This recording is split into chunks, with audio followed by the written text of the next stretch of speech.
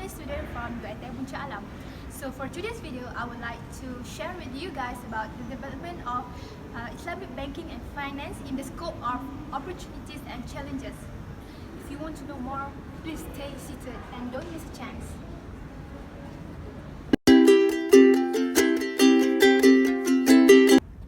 Malaysia is a Muslim majority population, therefore there is an urging to provide Sharia compliance finance product. With the government rules, the first Sharia-based institution, Lembaga Tabung Haji, was set up in 1963 for Muslims to perform pilgrimage, for investment and also economic activities. Then we have a full-fledged Islamic bank, which is Bank Islam Malaysia Berhad and also Syarikat Takaful Malaysia. By the year 2015, there are about 16 banks and also 8 takaful operators offering Islamic finance products and services to their customers. Then we move to the challenges. First is legal framework.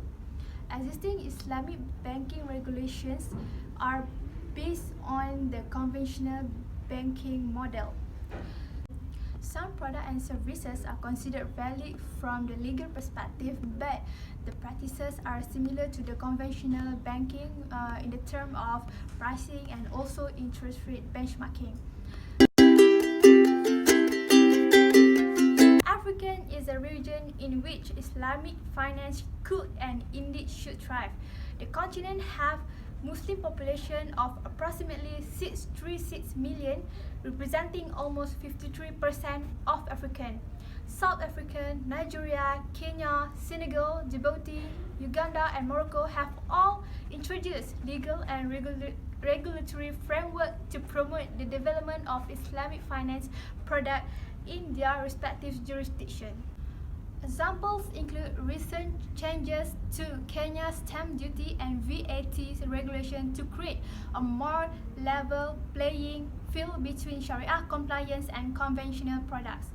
Nigeria, Tunisia and South Africa are now home to Islamic bank and takaful, which is Islamic insurance companies. In addition, several traditional banks across the continent have also started to offer Sharia compliance banking products through Islamic windows. In the public sector, regional governments have either started to issuing sukuk or have at least commenced preparatory work for their sovereign sukuk issuance. So next, we move to the challenges facing by Africans. For the first one is regulatory gap, which is the existing law of most African countries were not designed to cater to interest-free financings based on the sharing of economic risks and rewards, and achieving returns by reference to the performance of Sharia compliant assets.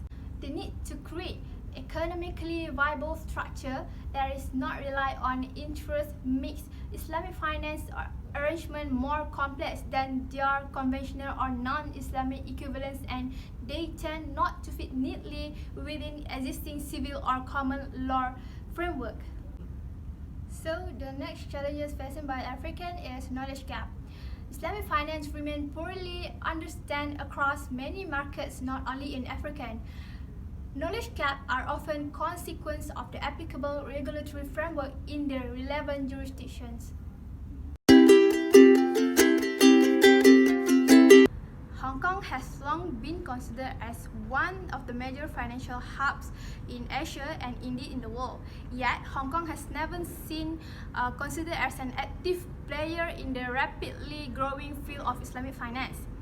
Hong Kong is well positioned to serve as a conduit for Sharia-compliant investment between the Middle East and Far East, especially in promising areas such as Islamic capital markets, including sukuk and infrastructure project finance.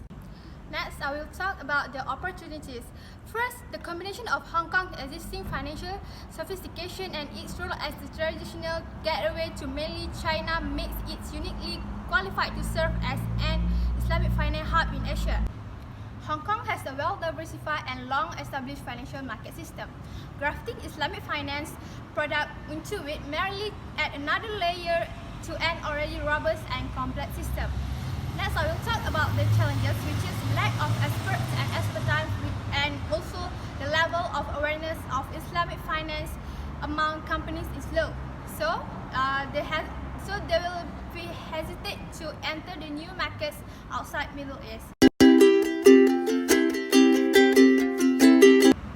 Next, I will talk about Indonesia. Indonesia did have a great potential in the world Islamic finance. Indonesia is known as the country that have the most population of Muslim. However, the development of Islamic finance in Indonesia is quite slow because of some reasons, and it takes a huge efforts in order to improve the Islamic finance in Indonesia. So, one of the opportunities while we want to adopt Islamic finance in Indonesia is first one, because of the government support. Because Indonesian government is so serious in responding to the development of Islamic finance industry in their country. Second, the conducive condition of Islamic financial industry. Since 2017, the Financial Services Authority noted that the fintech company in Indonesia continue to strive to comply with the rules and regulations. Next, we move to the challenges, which is the first one is institutional quality. So there are various problems that they have to face, such as uneven human resource capacity and also limited capital support. So the next challenges is limited products. The financial product offered by Indonesian Islamic finance still cannot compete with the variation in conventional products. So as a result, people will prefer to choose the conventional product instead of Islamic products in Indonesia.